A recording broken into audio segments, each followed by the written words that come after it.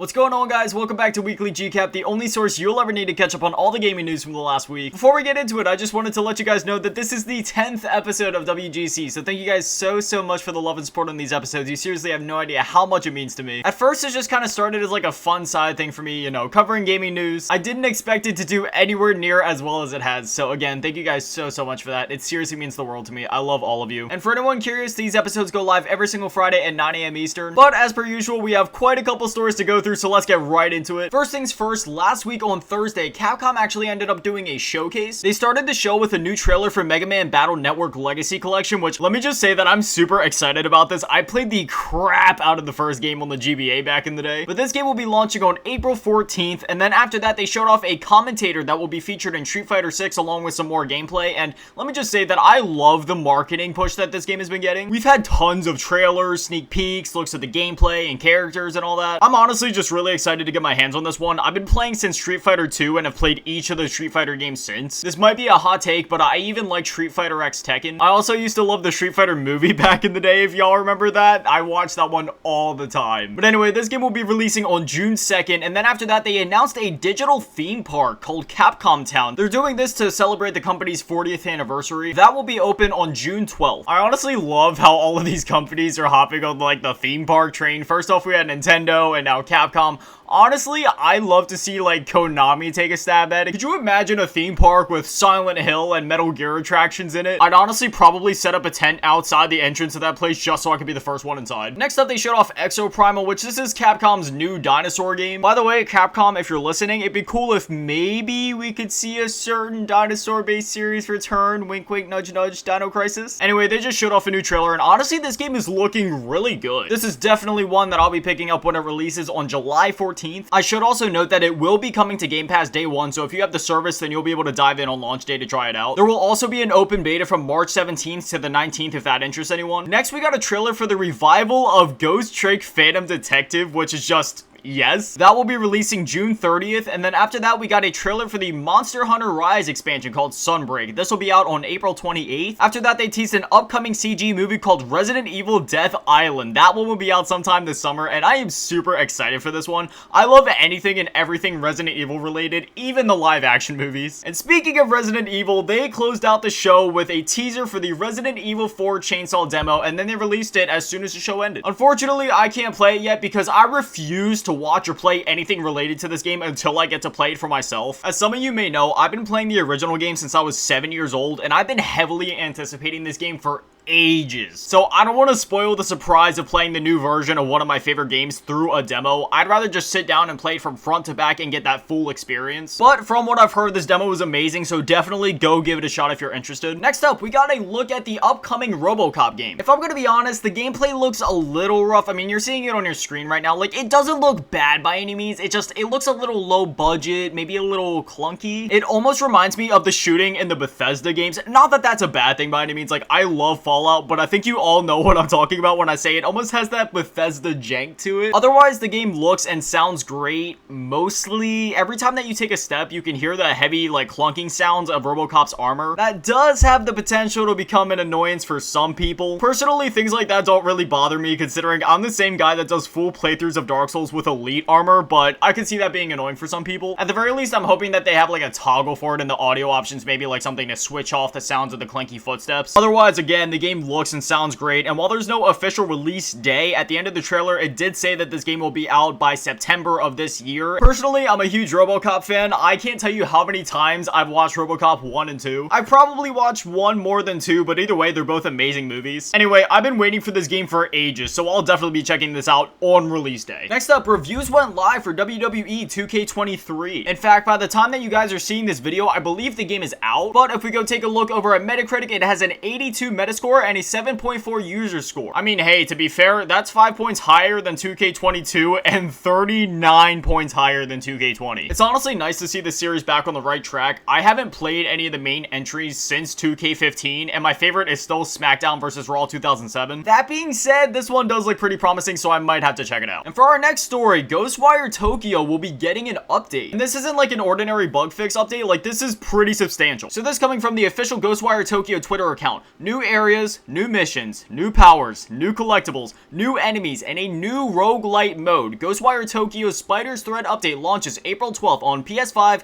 PC, and for the first time on Xbox Series X and S and Xbox Game Pass, end quote. So I am honestly really excited for you guys over on Xbox. Ghostwire Tokyo is a great game. I have no idea what this new roguelite mode entails or what's gonna be in it. Personally, I don't play a whole lot of roguelite games or roguelite modes, but considering that it's Ghostwire Tokyo and I already like this game as is, I think I might have to dive in and give this one a shot. And while we're talking about new and surprising updates, there is an update coming out for Far Cry 5. Yes, not Far Cry 6, the new one. Far Cry 5. This coming from the official Far Cry Twitter account. Let's celebrate the 5th anniversary of Far Cry 5. Over the next 3 weeks, celebrate the 5th anniversary with us. Stay tuned for what's to come, including a highly requested feature for next-gen consoles. I'm gonna be 100% honest, I don't know what that highly requested feature is. I'm sure it's some sort of performance or graphical upgrade, whether that be ray tracing or like a 120 FPS mode. I honestly really enjoyed Far Cry 5, so I think this is another one where I might actually dive back in to see what they're implementing, to see what's new. And one last thing before we get into the bigger stories, Dead Island 2 previews are live. Again, this is another thing where I can't check them out. I don't know what everybody's saying because I refuse to watch any gameplay of this game until I get to play for myself. I watched the first trailer. That was enough for me. I don't want to see any more. I don't want anything spoiled for me.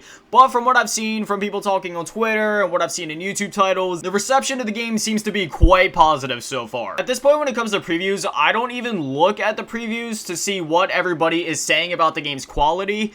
I'm usually just checking them to make sure that the game actually works and it's not too buggy or the performance isn't broken. I'm the kind of guy where everybody in the world can be saying that a game's absolutely terrible and I'll probably end up playing it and loving it regardless. That's just kind of how I am. I like forming my own opinions on things. But hey, from what I can tell so far, not only is the game not broken, it actually seems to be performing quite well on the new consoles. But furthermore, reviews of the game's actual quality also seems to be quite positive so far. So my hopes have already been high for this game, but after seeing the positive reception of the previews thus far, well, I'm just even more excited now. And for our next story, Square Enix is releasing an NFT game. Oh my gosh, dude, I can't believe this is real. This coming from Video Games Chronicle. Square Enix has released a teaser trailer for Symbiogenesis, as well as more information on the controversial game. Symbiogenesis is the publisher's first attempt to make a game using NFTs and blockchain technology, something that continues to divide players, end quote. I mean, I don't need to talk about why this is bad, or why this is stupid, or why it shouldn't be happening, right? I mean, I'm pretty sure we all understand that. I don't understand why these companies think that gamers are all of a sudden like Wall Street investors. We're here to play video games. We're here for a fun time. We're not here for investments and NFTs, crypto, blockchain. Like, no, none of us care about this. We just want good games. Yeah, needless to say, I literally couldn't care less about this game. All I have to say is keep NFTs out of our games. No one wants them.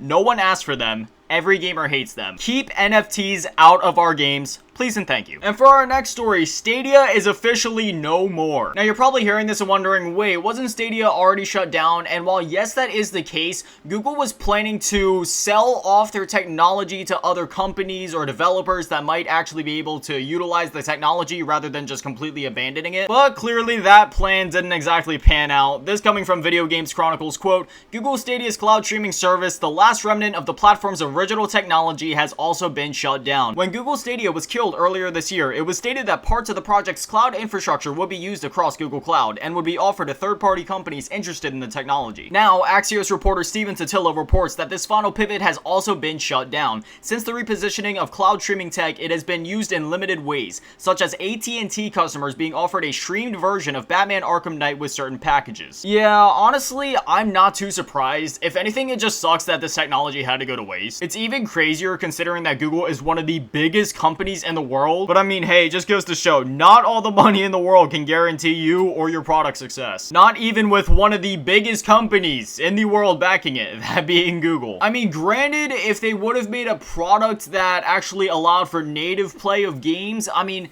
the conversation might have been different around Stadia, but at the same time, I don't really know. I don't really see any big competitors entering the gaming scene anytime soon that could even hold hold a candle to something like Nintendo, PlayStation, Xbox. I mean, sure, other services and such will always come along, and some of them will indeed be able to find success. Some of those we'll actually be talking about later in this show pertaining to certain deals that have been happening in the gaming world. But the problem with Stadia is that it was trying to be marketed as like a replacement for consoles. You know, they had all the ads where like the big hand came through the window and like flicked the console away, and then they like booted up Google Stadia. And furthermore, Google Stadia's technology when it came to streaming the games, like, yeah, it worked, but it wasn't always the most reliable. And then you had the weird practices where you had to buy the games on the service just to play them through the cloud, and even then you had no way to play them natively, so you needed an internet connection, and not just an internet connection, but a good internet connection to run the games that you paid full price for. It was just, yeah, there was definitely some flaws in the plan from the beginning. Again, it's not really surprising that Stadia is, well, completely dead and gone now. It just kind of sucks that all that technology and all the time and manpower that went into making it,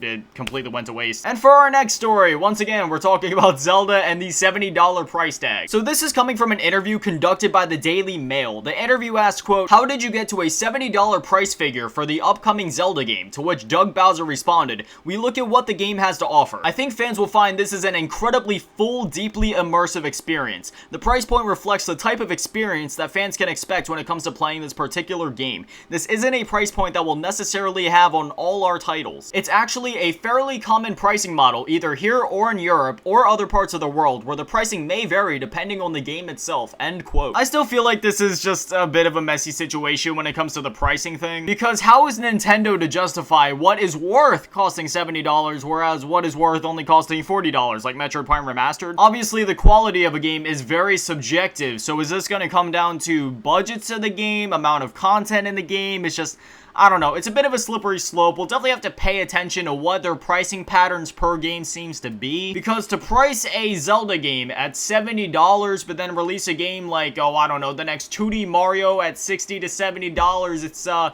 that's two very different experiences. The Mario one you could probably knock out in only a day or two. I know personally, Mario Bros. U, I was able to knock that game out in one day. Yet on release, that game costed a full $60, and then when you look at something like Zelda, well, that could take you anywhere from a few weeks to maybe even a few months, depending on how often you get to play at $70. And then also, what is being considered content? Because obviously there's a difference between quality content and filler content. I'm not saying that the new Zelda is going to be full of filler content, but what happens if we get to a point of where they start filling their games with more filler type content just to justify a $70 price goal? I'm not saying that could or necessarily will be the case. I'm just looking at this from a modern gaming lens, okay? In the same world where all these copy and paste Ubisoft and sports games exist. As I've said many times, I'm a sucker for Ubisoft games. I always get Far Cry games and Assassin's Creed games almost as soon as they launch. I play them through to the end. I always have a blast with them. I love those games. But I think we can all admit there's a little bit of filler in those games sometimes, and the side quests and the different outposts, all the other stuff like that. So at this point, I'm just curious, what justifies a $70 price tag for Nintendo? Would definitely love to hear your guys' thoughts on that one. Next up, this is related to the last one as a part of that same Daily Mail interview with Doug Bowser. So the interviewer just came straight out and asked, when is the next Switch coming out? What kinds of features or new capabilities would you like to see? To which Doug Bowser responded, "As we enter the 7th year for the Nintendo Switch, sales are still strong. I think we still have a very, very strong lineup coming. As Mr. Furukawa, which is the Nintendo president," I definitely didn't say that correctly, I'm sorry. "As Mr. Furukawa said recently, we're entering uncharted territory with the platform. It's exciting to see that demand is still there, so nothing to announce on any future console or device, but we are still feeling very bullish about Nintendo Switch. I should be careful about what I personally would like to see in a new Switch, but what I can share is that one of the reasons that even going into year 7 we feel very confident that the Switch can have a strong performance over the next few years is that it is still truly that unique device that you can play in a variety of ways at home, on the go. One of the things we look at always is how we can surprise and delight. How can we introduce new unique ways of playing? That's always in the front of our mind." End quote. I love how the interviewer just came straight out and asked, "Hey man, when's the next Switch coming out?" Just no filter, just nothing, just, "Hey man, when's the next Switch coming out?" At this point, we know Nintendo, they don't really stick to one thing ever. They're always trying new stuff. They're always switching it up. You know, you go from the Nintendo 64 to the GameCube to the Wii to the Wii U to the Switch. Like, who knows if the next console will be a Switch 2? I mean, granted, it would be smart to capitalize on that success, and it's more likely than not going to be a Switch Pro, or, well, not a Switch Pro. It's definitely going to be like a Switch 2 of some kind at this point. I mean, the console's been going for 7 years. We better not be seeing a Switch Pro. This better be like a brand new Switch. But I've seen so many people talking about it like, oh, what's a Switch 2 gonna be like? You know, rumors about a Switch 2, but I'm not exactly 100% sold on the fact that it could be a Switch 2. I mean, it could be like a Switch successor. Will it necessarily be a Switch 2? I'm not too sure, just knowing Nintendo and their track record. Again, from a marketing standpoint, it would be the safest bet to go with a Switch 2, but who truly knows? Whatever it ends up being, I'm just excited to see what they put out next. And for our next story, Zelda will not be at PAX East. This coming from Game Rant. According to Nintendo spokesperson, the company will be hosting competitive gaming, but no further elaboration was given on the exact activities. Regardless of what Nintendo was actually bringing to PAX East, it's easy to speculate on why Tears of the Kingdom will be skipping this convention. Before the next Zelda game comes out, there's another big release in Nintendo's calendar, and that's the Super Mario Bros. Movie. So it seems likely Nintendo will decide to rather focus its promotion around that product for now instead of The Legend of Zelda Tears of the Kingdom. First off, can we rewind for a second? Nintendo competitive events? Are we gonna see some Super Smash Bros. Competitive events? Maybe? That would honestly be pretty sick. If we could see some like competitive Smash Bros. Tournament type stuff, I'd totally tune into those streams and watch those events. Speculation aside, this actually makes a lot of sense to me. You know, Mario is going to be a huge deal, and I'm sure it's going to smash records. I do find it a little strange that they wouldn't at least mention or talk about or show off something about Zelda Tears of the Kingdom. Like, I could understand wanting to primarily focus their promotion on the new Super Mario Bros. Movie, considering, again, that's what's next up for them in their release calendar. But wouldn't it also be a good idea to maybe get some more eyes on their Zelda game that'll be coming up after that, just to kind of get a boost on that marketing? I mean, granted, not like the game needs it. It's a follow-up to Breath of the Wild. The game sells itself. But still, from Nintendo's standpoint, with marketing and wanting to get as much attention on that new Super Mario Bros. Movie, that completely makes sense to me. Before we move on to our last stories of the day, I wanted to cover the PS Plus Extra and Premium games that will be hitting the service here in a couple of days. Now, first off, for PS Plus Extra, oh man, you guys are eating good. So first off, Uncharted Legacy of Thieves Collection. This is essentially a remaster collection of Uncharted 4 and Uncharted The Lost Legacy. After that, we have Chia, which is going to be a day one release for PS Plus, which that's awesome. That game actually looks pretty cool. From the moment I saw that trailer in that State of Play that they did a couple weeks ago, I knew I was going to be interested in this game, so I'll definitely be checking that one out. Next up, Tom Clancy's Rainbow Six Extraction, Ghostwire Tokyo,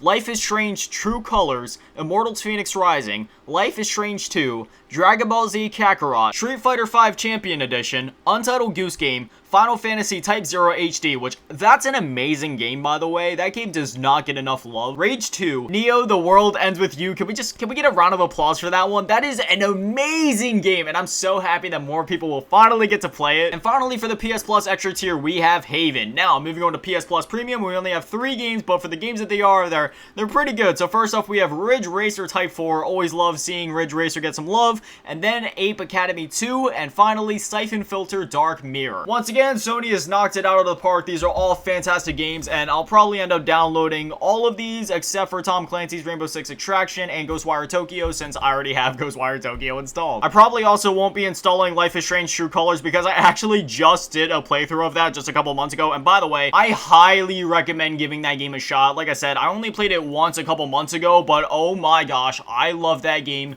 so much. The story in that game is so good. The plot kept me hooked the whole way through. The characters, I fell in love with them immediately. And there's also a lot of heartwarming and heartbreaking moments throughout the game. It's just, I can't even explain my love for this game. Like, it is such a good game. Please, if you have PS Plus, please give this game a chance. It's not too terribly long either. I believe I beat it in like 6 or 7 hours at most. There will be laughs, there will be tears, but I can promise you every second of that journey is worth it. But yeah, once again, if you're a PS Plus Extra or Premium member, you're eating good this month. That is a great lineup if you ask me. Now, for our final story of the day. Thankfully, this isn't the typical Microsoft drama. However, it is still Microsoft Activision acquisition related. Of course, we talk about the story every single week. This is the story that doesn't sleep. I will never get away from this story, I swear. So Microsoft has just signed 2 different 10-year Call of Duty agreements with 2 different cloud streaming service providers. I'll just read these directly to you guys. This first one coming from Microsoft's official press release. Quote, Microsoft Corp and Boosteroid on Tuesday announced a 10-year agreement to bring Xbox PC games to Boosteroid's cloud gaming platform.